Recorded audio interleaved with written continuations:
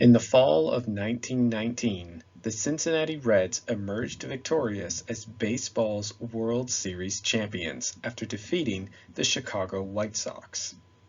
Rumors swirled, though, that their victory was tainted as their opponents had thrown the series for money.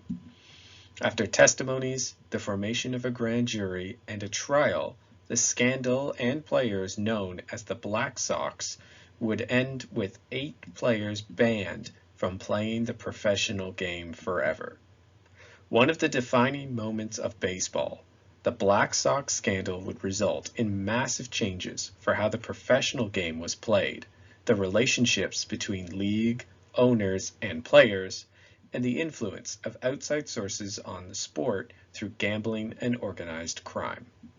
More than just changing the way baseball was organized, the Black Sox scandal would impact all professional sports in North America, as others saw the scandal as a warning for their own sports and followed some of baseball's lead in trying to stop any future problems that baseball saw in 1919. The history of the Black Sox scandal is focused on the issue of money. The players involved wanted more, the gamblers wanted more, the owner and leagues wanted more, everybody wanted more money. Tensions existed due to the fact that the players of the White Sox felt their owner, Charles Kaminsky, was underpaying them. The players on the team did have legitimate issues with Kaminsky, who was known as a cheapskate. Players had to wash their own uniforms, resulting in some stories that they were called the Black Sox before the scandal because of how dirty their uniforms were. Amenities in the clubhouse were sparse, and when playing out of town, they stayed in crummy hotels and traveled on the cheapest trains. Attempts to get pay raises were turned down by Kaminsky, who refused to consider any changes to their contracts. A legend attached to the 1919 season was that Kaminsky ordered the manager to rest pitcher Eddie Saccott in the final days of the season to stop him from winning 30 games and activating a clause in his contract that would force Kaminsky to pay him $10,000. The White Sox players had shown that they deserved higher pay as they had proven to be a winning team. In 1917, they won the American League pennant. They were the league champions, and then went on to win the World Series that year over the New York Giants. Much of the team that won in 1917 were still playing in 1919 when they won the pennant again and went to the World Series. The team, though, was reported to be divided, as players also did not like each other. One group was seen as more respectable and upright, often coming from a more privileged background, and the others were rougher and played with chips on their shoulders. While both factions disliked Kaminsky, their division ensured that not everyone on the team was in on the match fixing and did not know that their teammates were purposefully throwing the World Series. The tension between the players and Kaminsky was not new to baseball and was a long-running issue in the first decades of the professional game. Professional baseball can be said to begin in 1869, when the Cincinnati Reds formed as one of the first professional teams and went on to be one of the founders of the National League in 1876.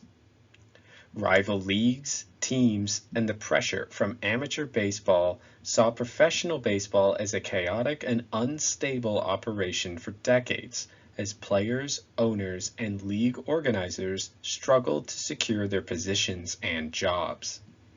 The rival professional leagues caused huge issues as they constantly tried poaching players with higher paying contracts and other benefits. Kaminsky himself had been part of a rival breakaway league in the 1890s known as the Players' League to try and secure greater rights for players. The arrival of the American League in 1901 saw the two leagues fight for superiority until they formed into a symbiotic relationship following the creation of the World Series in 1903. In an attempt to protect teams' rosters from being poached by rivals in other leagues, Owners introduced the reserve clause in 1879 that banned players from playing any professional baseball except for them. The owners from rival teams and leagues agreed to follow this rule to protect themselves, as having the reserve clause protected their rosters from poaching, but violating it would see them lose money by being banned. It was a mutually beneficial system that supported the owners over the players. The Players' League had been an attempt to unionize and form a league by the players for players, but they lacked the capital and investment to keep it going.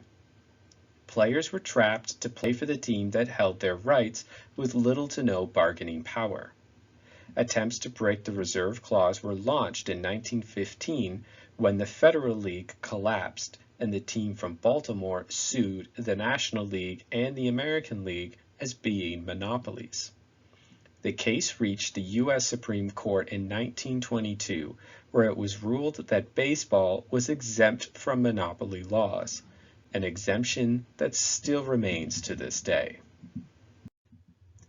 Added to the power the owners had over the players, the seasons leading up to the World Series in 1919 saw every baseball team struggle with revenue due to the outbreak of the First World War and then the Spanish flu. The United States entered the war in April 1917, just before the baseball season began, and the government instituted a draft of men into either the armed forces or into war industries. The leagues and the owners tried to convince the government to give them exemptions, that the act of playing baseball was in itself a patriotic act, as it provided a boost to the morale of the population. The government was not convinced and ordered baseball players of military age to contribute to the war effort. Several famous players went overseas, including Christy Mathewson, considered one of the best players at the time, who was gassed and was unable to play again due to damage to his lungs. Rising stars like Babe Ruth found work in industries where they were able to continue playing baseball for factory teams. These players did little factory work and were mainly employed in industries where the owners of the teams they played for had connections to spare them from entry into the Army. The White Sox saw several of their own players, including their star Shoeless Joe Jackson, drafted into the U.S. Army in 1918, resulting in them to fail to win the pennant in 1918. While the season was held in 1917 and 1918, the quality of play was considered poor, as most players were either very young or old. Teams lost money as attendance was down due to the lower quality of play and views in the public that baseball was trying to hide from doing their duty to the nation. The introduction of playing the national anthem during the game was made during this time as owners tried to show they were patriotic. The 1919 season saw the return of players from war service and was improved in quality, but the outbreak of the Spanish flu saw players, management, and fans fall sick and impact the game. As money was tight, owners ignored calls by the players for pay increases, as the teams were already stretched thin with several poor seasons of revenue. Players, feeling underpaid and looking for more money, became targets of gamblers and organized crime as means to make big money on the side. Gambling and baseball had been intertwined since the first competitive games had been played, and the presence of gambling within the game had continued to grow as it grew in popularity. Gambling and the role of money had contributed to the split between amateur and professional games, as many amateurs saw the influence of money corrupting the spirit of competition. Paying players as professionals ensured that they had a steady income and would be less interested in following gamblers, paying them to throw or fix games. The problem was that as players became reliant on baseball for their income, when they were making too little or felt underpaid, they became once more ripe for gamblers to influence them.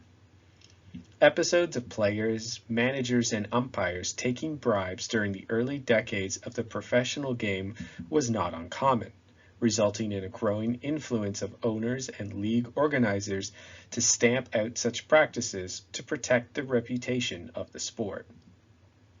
The majority of baseball fans in America supported the game due to the reputation it had as America's sport and that it represented what it meant to be an American. The reward of victory was down to hard work, skill, and a little bit of luck that was in many ways encapsulating elements of the American dream. As a team sport that was full of moments of individualism, baseball was seen as a symbol of America.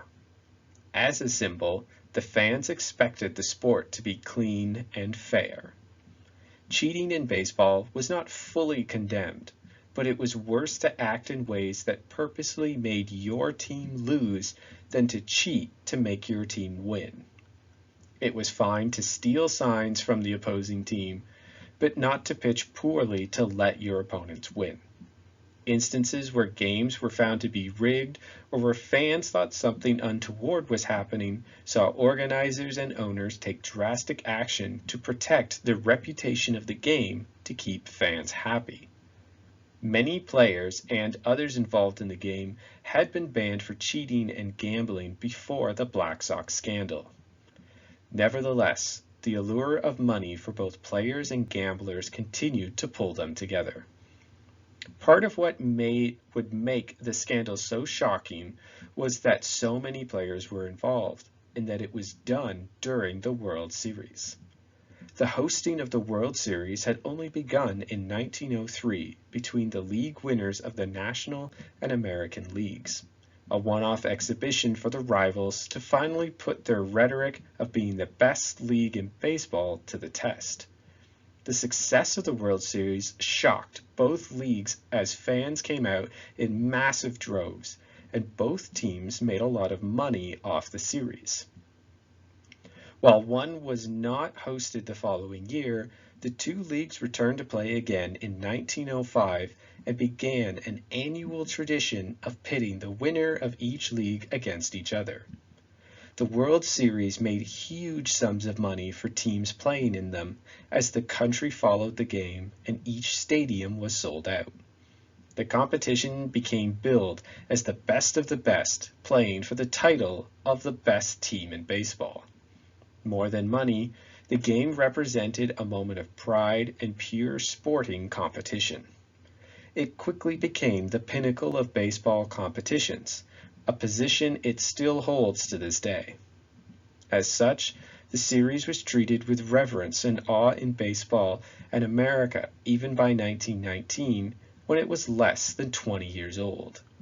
Defiling it with rigging and match fixing was something no one could have imagined. The fix of the World Series in 1919 began shortly before the series began and was a quickly organized affair. The first recorded meeting of players and gamblers to organize the fix was on September 21st, with the series beginning on October 1st.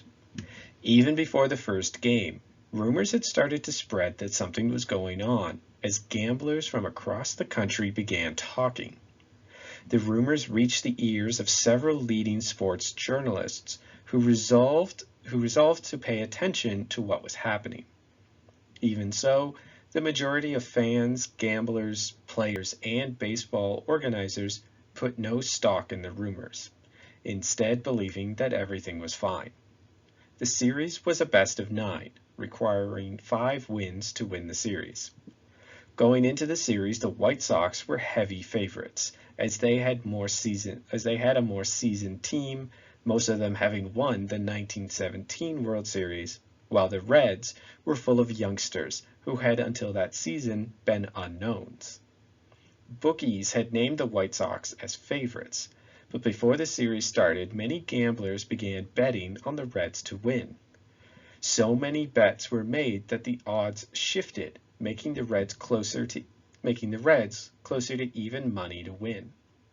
The Reds opened the series with a shocking victory of 9-1 and won the second game as well. The White Sox blanked them in the third game, but went on to lose the next two games where the Reds shut them out in both games. The White Sox, on the brink of defeat with the series sitting at 4-1, managed to win the next two games, won in extra innings, but lost the eighth game 10-5, ending the series 5-3 for the Reds. Several of the games were close-run affairs, but others were clear blowouts. It was particularly clear in games 1, 2, 4, 5, and 8, games that the White Sox pitchers Eddie Saccott and Lefty Williams started. Williams lost all three of the games he started, while Eddie went 1-2 in the series, losing his first two games. Meanwhile, the shortstop, Swede Risberg, had only 2 hits all series out of 25 at-bats, meaning he only hit .008 during the series compared to his regular season numbers of .256. The quality of play from the White Sox was also seemed to fluctuate through the series. The White Sox victories of games 6 and 7 showed how good of a team they actually were. It was revealed later that the gamblers paying the players had failed to deliver on payments after Game 5, and so the players involved in the fix decided to double-cross them and try to win the next two games, and they did win them. It was only through threats of violence on family members that they threw the next game, ending the World Series. While rumors swirled during the offseason, no action was taken by either the team, baseball, or law enforcement. The White Sox returned to camp and began the 1920 season as favorites to return to the World Series from the American League and were in a race to win the pennant all year. Even so, the rumors never died down, and as the year went on, they only seemed to increase as questions by teammates and other players towards the 1919 World Series grew. In September 1920, a grand jury was formed to investigate accusations. The announcement of the grand jury investigation shocked baseball and the owners, who suddenly realized that the rumors and scandal was not going away. The talk of match fixing had hung like a cloud over all of baseball in the 1920 season, even as new talents like Babe Ruth were emerging as future superstars of the game. The investigation only served to confirm the dissatisfaction amongst fans who were growing outraged at the perceived taint in baseball. In response, owners from both leagues decided that a stronger hand was needed to help regulate and protect the integrity of the game. The National Baseball Commission, that had regulated the game from 1903, was seen as being too weak and plagued with infighting between the two heads of the National and American leagues.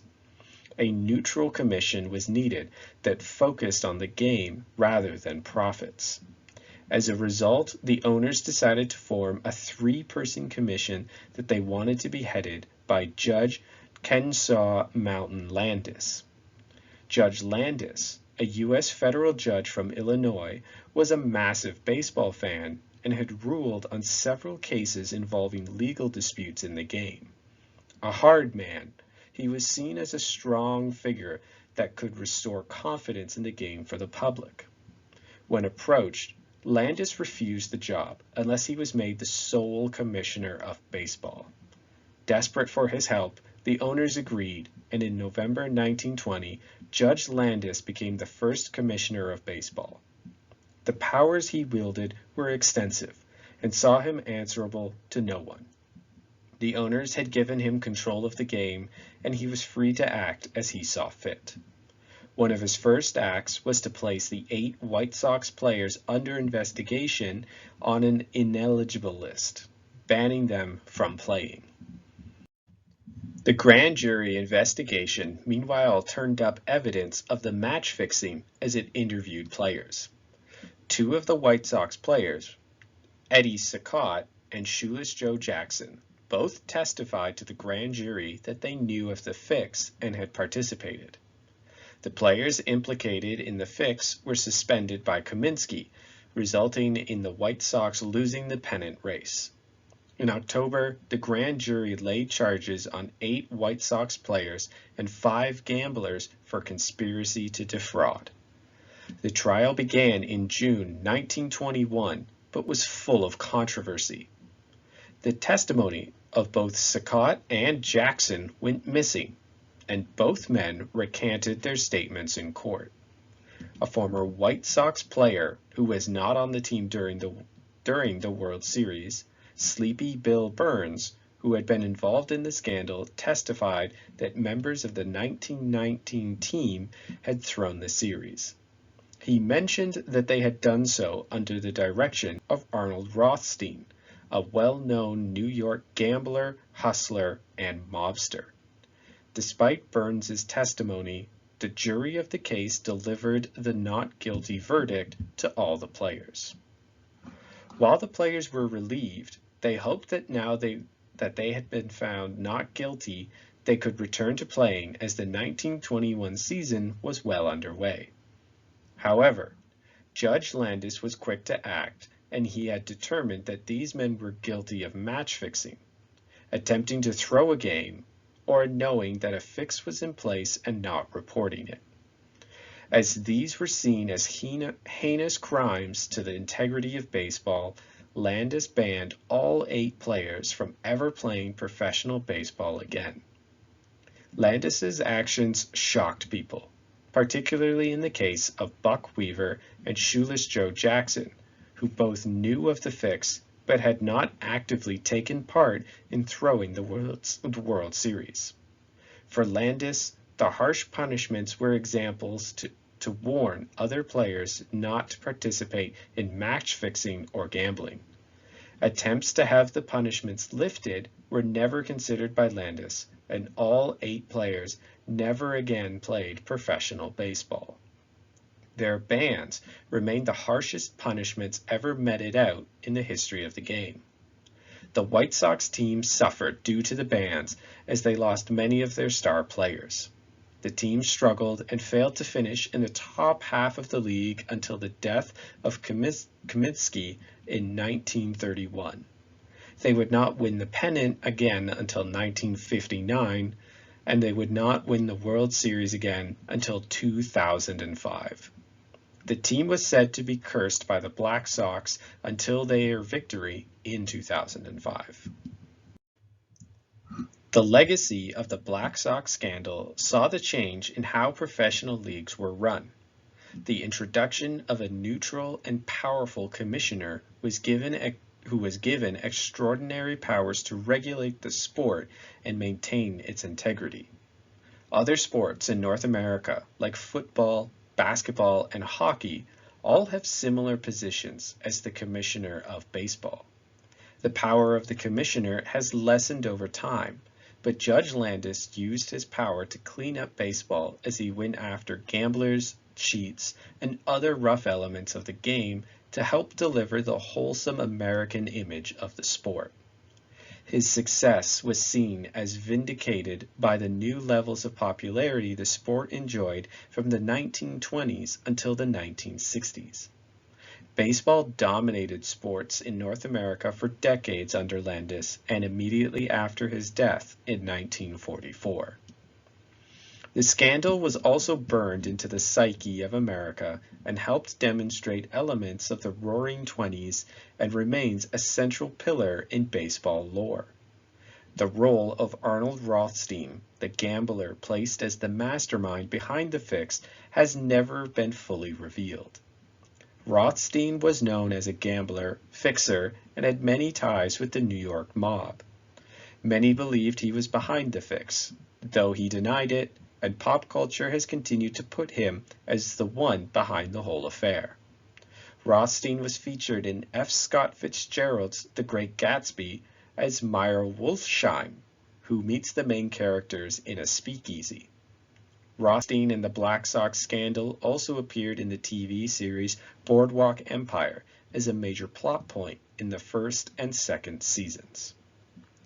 The story of the scandal has featured in several baseball books and movies.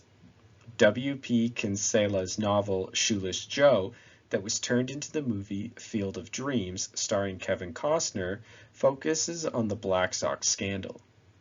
The players from the scandal form part of the cast as they seek one last chance to play baseball.